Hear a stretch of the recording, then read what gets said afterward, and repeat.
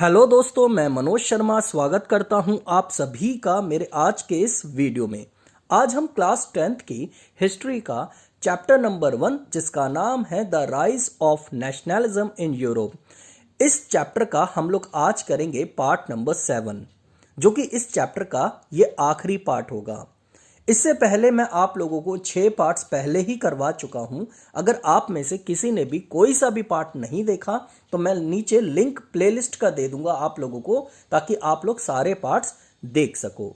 चलिए शुरू करते हैं इस चैप्टर का पार्ट नंबर 7 जिसका नाम है नेशनलिज्म एंड इंपेरियलिज्म।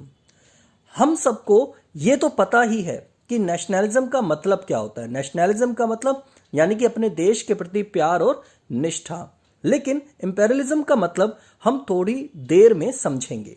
चलिए यहां हम शुरुआत करते हैं एक स्टोरी से, और ये स्टोरी है बाल्कन्स की। अगर हम मॉडर्न डिके के हिसाब से देखें तो बाल्कन्स में उस टाइम पे कौन कौन आते थे।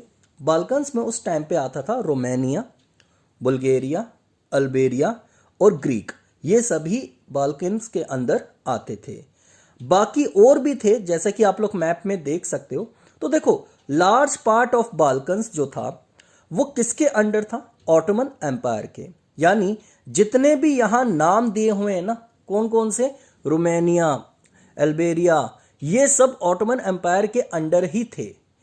The Balkans states were jealous of each other. धीरे धीरे सब एक दूसरे से जलने लगे। Each hope to gain more territory at the expense of other. ये लोग चाहते थे कि टेरिटरी बढ़ाई जाए दूसरों के खर्चों पर। तो इससे क्या हुआ, सब धीरे धीरे अलग होते गए, सब अलग होते गए और सब इंडिपेंडेंट डिक्लेयर होते गए।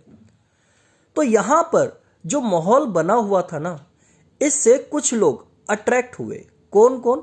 रशिया, जर्मनी, इंग्लैंड और ऑस्ट्रो हंगरी।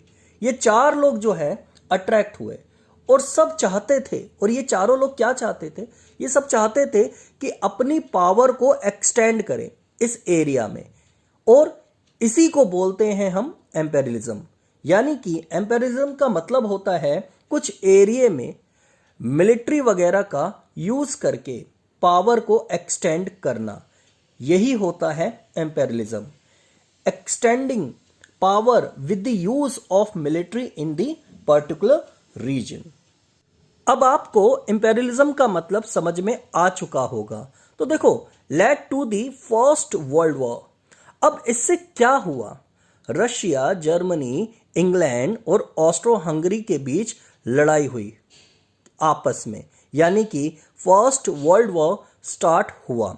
अब ये लड़ाई क्यों हुई, आप ऐसे समझ सकते हो जैसे कि मान लो कि एक स्टेट 1 है ना, छोटे मोटे स्टेट्स के बीच में तो आपस में लड़ाई चल रही थी। तो ऊपर से क्या हुआ कि अब ये बड़े स्टेट्स भी यानी कि कंट्रीज भी आपस में कूद गई लड़ाई में। अब जर्मनी जो है, जैसे वो स्टेट 1 को अगर मान लो सपोर्ट कर रहा है और इंग्लैंड स्टेट 2 को सपोर्ट कर रहा है, तो इन दोनों के बीच में आपस में क्या हो गई? लड़ाइयाँ हो गई कि तुम इसको सपोर्ट क्यों कर रहे हो, ये मैं लूंगा, ये मैं लूंगा, है ना, ये मेरे अंडर आएगा, वो मेरे अंडर आएगा। तो इस चीज़ को लेके इनके बीच में क्या छिड़ गया? वर्ल्ड वॉर छिड़ गया। उस टाइम पे ना मैनी कंट्रीज वर कॉलोनाइज्ड बाय यूरोपियन पावर्स। यानी कि यूरोपियन पावर्स ने ना काफ़ी कंट्रीज पर कब्जा किया हुआ था। तो क्या हुआ था? सब लोग ना इंपेरियलिज्म को अपोज करने लगे थे। यानी कि पीपल स्टार्टेड अपोजिंग इंपेरियलिज्म।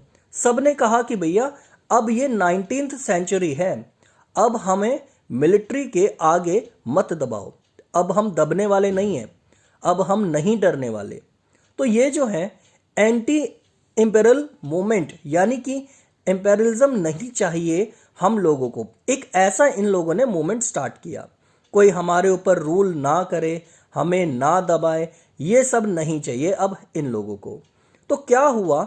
ये मूवमेंट हर जगह फैलने लगा और इसके साथ साथ नेशनलिज्म का आइडिया भी फैलने लगा कि भाई अपनी अलग एक कंट्री हो जहां पर हम आज़ादी से रह सके।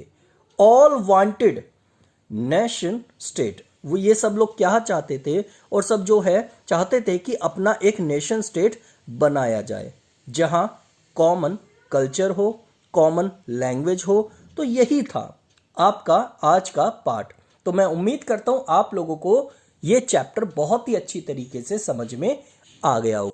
आज के लिए इतना ही। Thank you so much. खुश रहिए, स्वस्थ रहिए और मस्त रहिए। बाय।